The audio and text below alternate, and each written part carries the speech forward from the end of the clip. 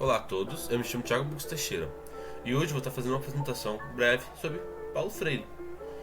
Então, quem foi Paulo Freire? Bom, aqui eu trago um sumário dos principais temas que nós vamos abordar nessa apresentação e no vídeo de hoje, sendo quem foi o Paulo Freire, a sua importância na educação, sobre educação bancária, que é uma das ideias dele, seu método e as principais obras. Mas, de fato, quem foi Paulo Freire? Paulo Regulus Neves Freire, nascido em 1921 e falecido em 1997, foi um educador brasileiro, criador de um método inovador para a alfabetização de adultos e escritor de diversos livros. Um feito dele foi alfabetizar cerca de 300 trabalhadores analfabetos, em 40 horas, aproximadamente 40 horas.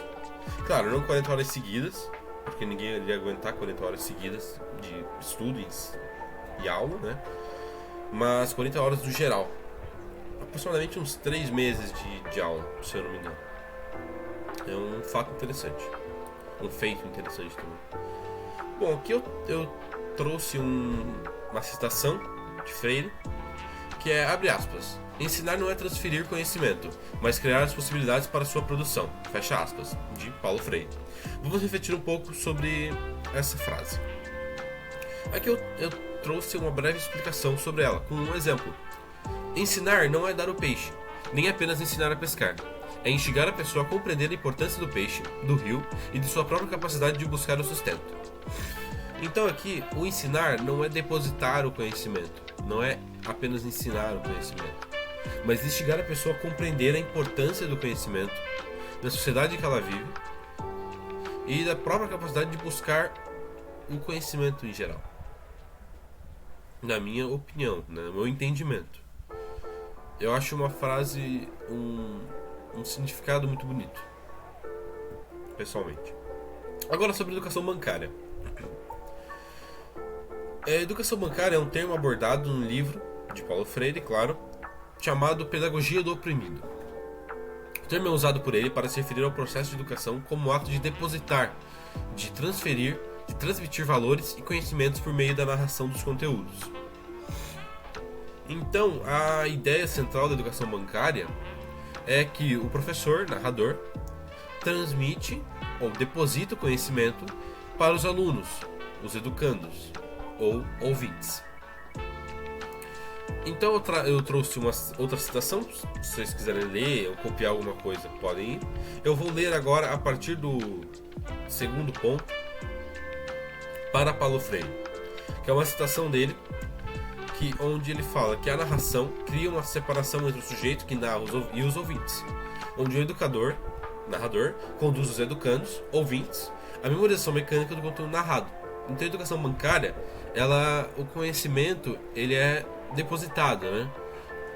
Então conduz os educandos à memorização mecânica do conteúdo narrado e não ao entendimento geral do conteúdo, não ao compreendimento em si do conteúdo.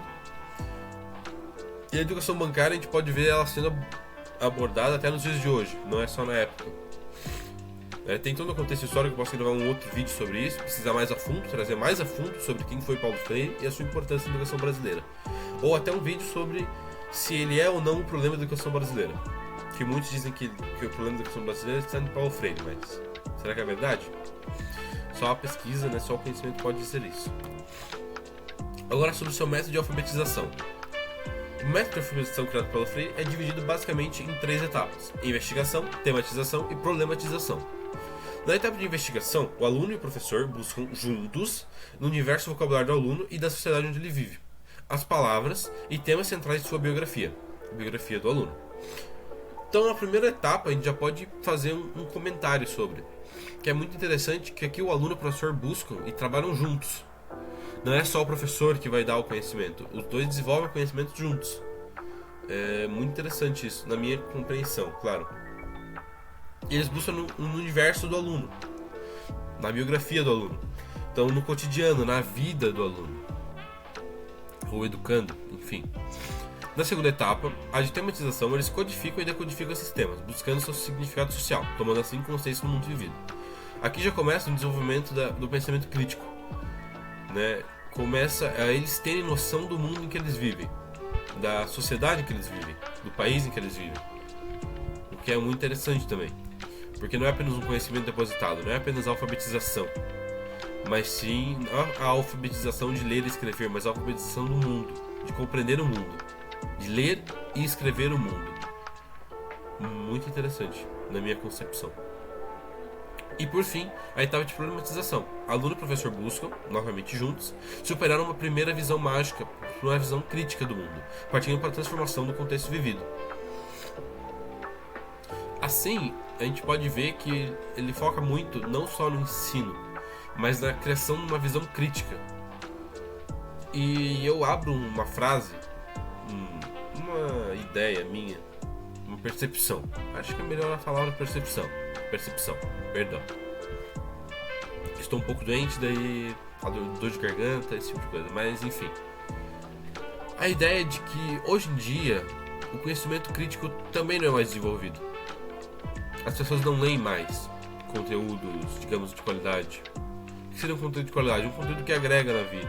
Eu não digo que literatura não agrega na vida, eu digo que literatura agrega muito na vida.